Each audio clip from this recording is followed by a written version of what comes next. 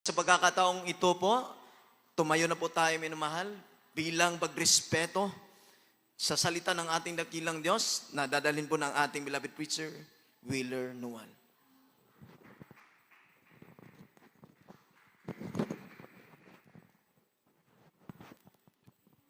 God bless you, beloved preacher. Vincent Magallanes. Purihin po ating dakilang Diyos, magkaisa po tayo sa prayer. Diyos na dakila sa langit, sa makapangyarihang pangalan ng aming pinakamamahal na Panginoon Kristo.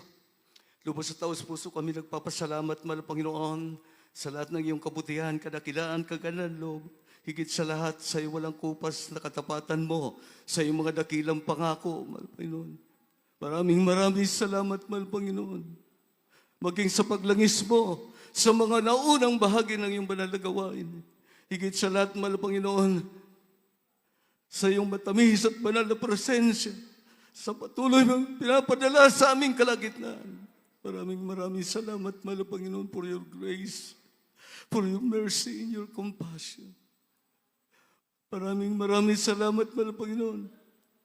Sa pagkakataon na ito, bagong lahat, minsan pa kami humingi ng kapatawaran sa lahat ng aming mga kahinaan, kakulangan, pagsalangsang, sa iyong mga banal na kalooban. Patawarin mo po ang bawat isa sa amin, mahal Panginoon, maging sa aming mga naiisip, kinilos, nasambit ng aming labi, na hindi naging kalugod-lugod sa iyo, mahal Panginoon. Patawarin mo po ang bawat isa, mahal Panginoon.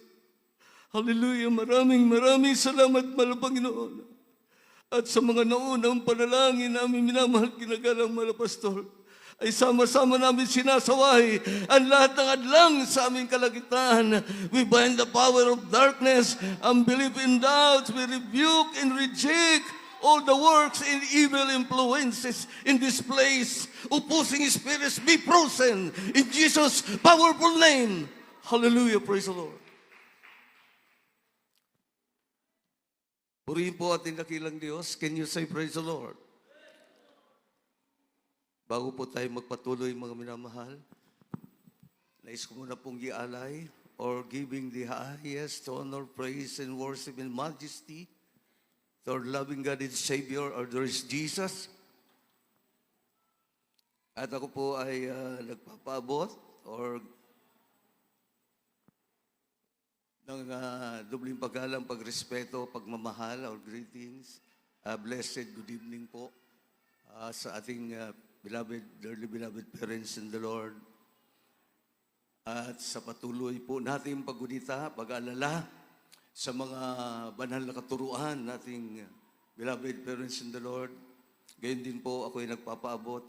Blessed good evening po sa lahat po ng beloved children, beloved grandchildren, beloved in-laws, and beloved ministers, at sa lahat po ng ating beloved workers, pastoral workers, beloved preachers, led by our beloved ordained preacher, the Asses, and his beloved family, in-laws, at sa lahat po na ginagamit sa banal na gawain na ating pinakamamahal na Panginoon Kristo, maging sa ating live webcast viewers na nakantabay ngayon, isang mapagpalang gabi po o ating gabi sa atin lahat.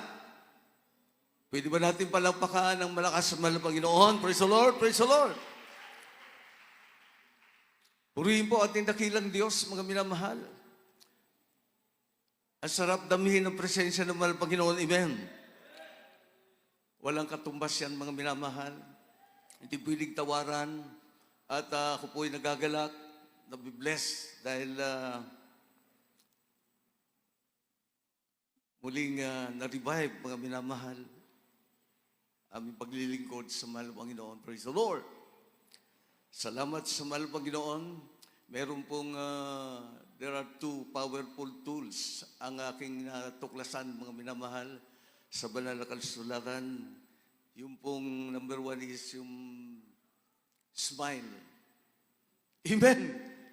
Pag ang Kristiyano laging nakangiti, nag-attract ng blessing po yan. Amen. Kaya bawal yung malungkot po, mga minamahal. Smile attract blessing. Kaya lubos na tayo pinagpala dahil ang lahat ng anak ng Diyos dito palagi nakangiti. Amen? At yung pangalawa, mga minamahal, silence. Silence solved many problems. Amen? Kaya mga minamahal, yun po yung dalawang pinagpalang sangkap, tools. Salamat sa mahal Panginoon, pero yan po ay magaganap sa ating mga buhay sa tamang panahon. Amen. So, ang ating pong topic ngayon, mga minamahal, is in God's perfect timing.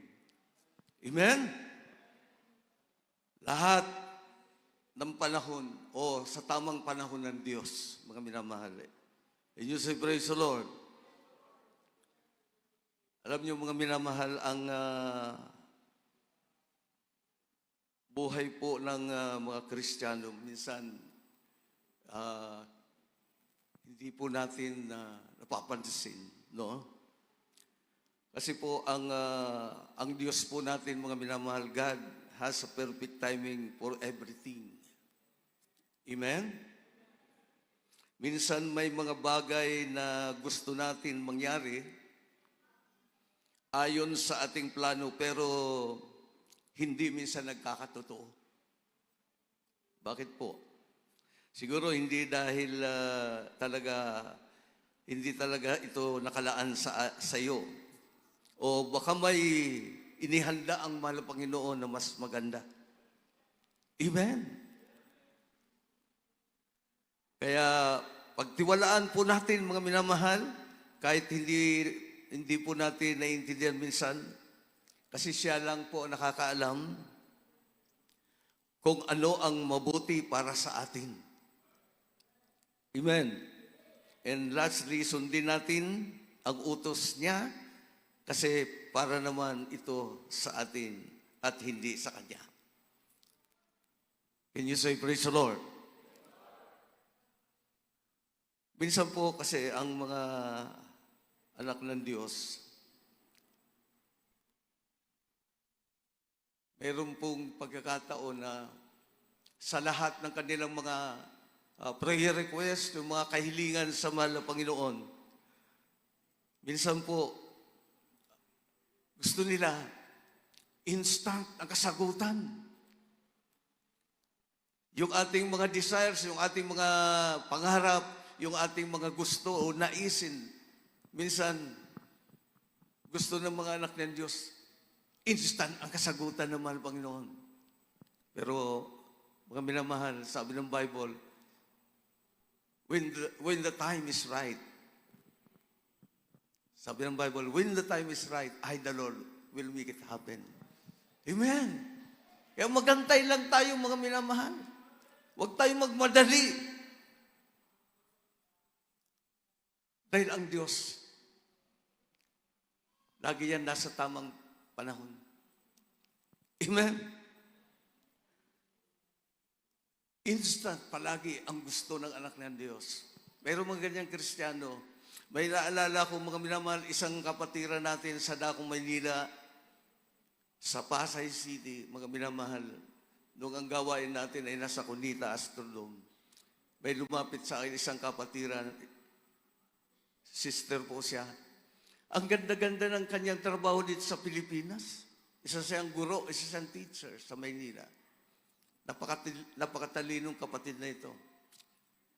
Nung siya'y gumraduate, summa cum laude, nung high school, valedictorian, nagmadali po siyang yumaman, mga minamahal.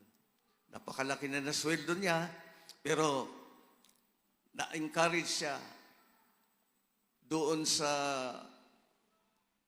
isang trabaho sa Abu Dhabi na doble halos ang kikitain niya doon sa kinikita niya din sa Pilipinas. Alam niyo nangyari, mga minamahal, dahil hindi po siya nag-iingat, hindi niya in-inquire ang mahal na Panginoon kung ito ba ay kalooban niya, kung ito ba ay mapapabuti siya doon. Alam niyo, mga minamahal, hindi siya naging choir sa mahal na Panginoon, hindi niya inantay yung tamang panahon dahil ang kalooban ng Diyos magaganap yan sa tamang panahon. Alam niyo mga minamahal na nangyari, nakaalis siya, pinilit niya umalis. Na-challenge siya doon sa malaking sweldo. Samantalang itong kapatiran na ito ay isang choir, isang teacher, magaling at guro. Pinagmamalaki sa school, sa Pasay, mga minamahal. Pero dahil doon, sa pagmamadali niya, mga minamahal, hindi niya inantay yung perfect time ng mahal Panginoon. Ang nangyari po, pag-uwi, dahil wala siya sa kalooban ng mahal Panginoon, napakahalaga mga minamahal na tayo ay palaging nasa kalooban ng Diyos. Amen? Palapakan natin ng mahal Panginoon. Ang nangyari mga minamahal, pag-uwi niya dito sa Pilipinas, nagkita muli kami. Nung siya'y paalis, nakita ko sa kanyang mukha. Sabi ko, akala ko ba pinagpala ka dahil meron kang trabaho sa abroad. Malungkot siya mga minamahal. Pero nung dumating siya, bumalik siya, malungkot pa rin. Grabe po ang nangyari. Sapagkat dahil wala siya sa kalooban ng Diyos, pinilit niya yung sarili ng kalooban dahil ang sabi ng Bible, not my will, but thy will be done. Amen!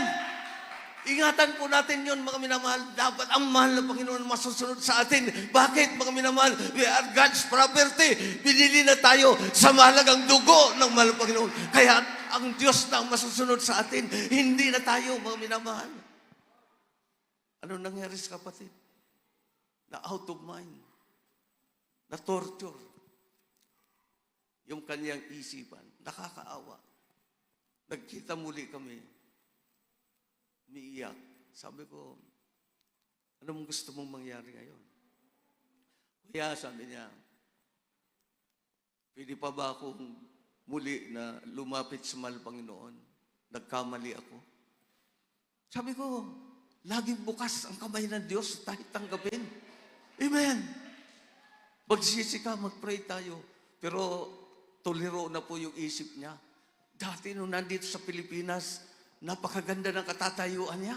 Isa siyang magaling na guro. Nung college, siya'y cum laude. Nung high school, siya'y valedictorian. Pero pinilit niya yung sarili niya.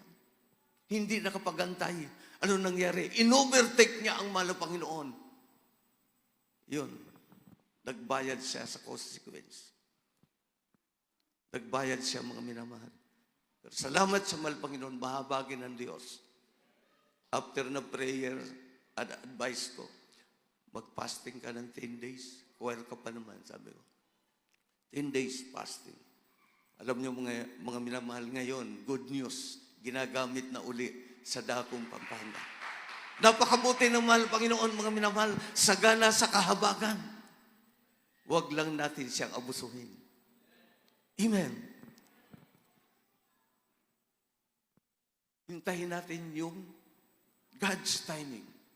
Appointed time ng mahal Panginoon. Isang tiyak na bagay, mga minamahal. At sabi po ng Bible, in God's timing will never diminish your blessing. Amen! Sa tamang panahon, ang pagpapalang nakalaan sa'yo, hindi po yan nababawasan. Hindi po yan lumiliit. Nakapix po yan. Palagi yan